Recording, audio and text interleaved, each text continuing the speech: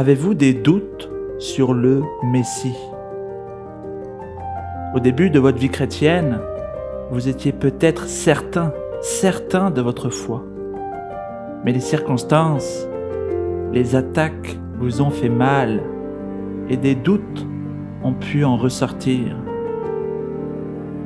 J'aimerais vous rassurer ici, peuple de Dieu, car le plus grand prophète décrit par notre roi a lui aussi eu des doutes.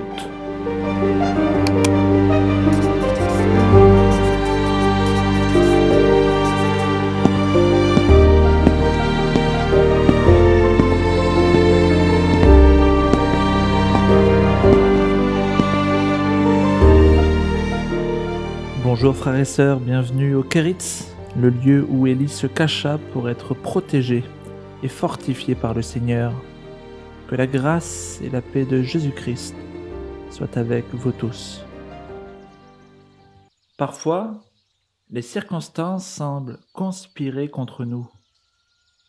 La création elle-même semble nous en vouloir.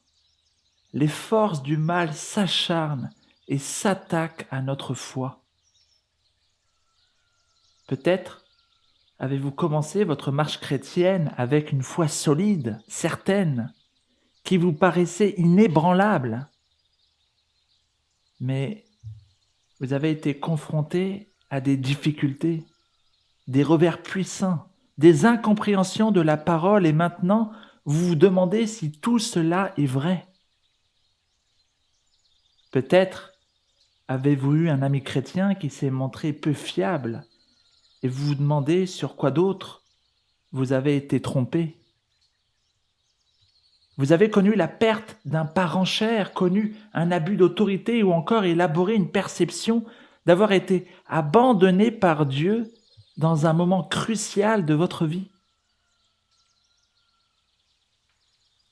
Vous avez peut-être cru à une fausse promesse de l'évangile de prospérité. Semez, disait-il, et vous recevrez au centuple. On vous a dit que si vous aviez suffisamment de foi, vous seriez guéri. Et bien que vous ayez prié, la douleur persiste. Ou tout simplement, vous avez commencé à douter sans savoir pourquoi.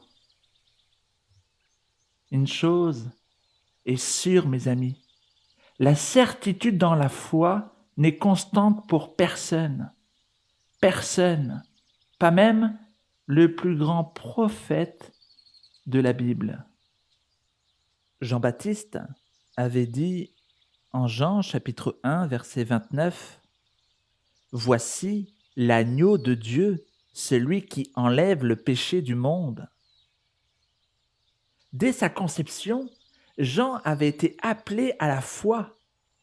Le Saint-Esprit lui a témoigné dès le ventre d'Élisabeth qu'il était en présence du Messie. Puis en devenant un homme, il connaissait parfaitement son message prophétique. Il devait préparer le peuple de Dieu au Messie en leur rappelant à une vie de sainteté. Il devait témoigner de l'identité du Christ. Voici l'agneau de Dieu, celui qui enlève le péché du monde. Jean-Baptiste disait « C'est pour cela que je suis venu, afin qu'il soit révélé à Israël. J'ai vu l'Esprit descendre du ciel comme une colombe, et il est resté sur lui. Et j'ai vu et j'ai témoigné que c'est le Fils de Dieu. » Jean semble sûr de lui dans ces passages, n'est-ce pas? Mais Jean a par la suite, lui aussi, été pris par le doute. Jésus a mangé avec des personnes de mauvaise vie. Il s'est lié d'amitié avec des femmes immorales. On disait de lui qu'il était un buveur de vin, un ami des péagers, un ami des pécheurs. Ce n'était pas seulement déroutant pour un juif pieux. C'était scandaleux. Puis Jean a été conduit en prison. Le doute est venu. S'était-il trompé sur l'identité de Jésus-Christ? Il a donc envoyé un message à Jésus pour lui demander en Matthieu 11, verset 3, « Es-tu celui qui doit venir ou devons-nous en chercher un autre ?» Vous avez bien entendu, lui qui était si certain a demandé « Devons-nous en chercher un autre ?» Le doute semble saisir Jean. Et la question peut résonner en nous tel un écho. Es-tu celui qui doit me secourir dans ma difficulté ou devons-nous en chercher un autre?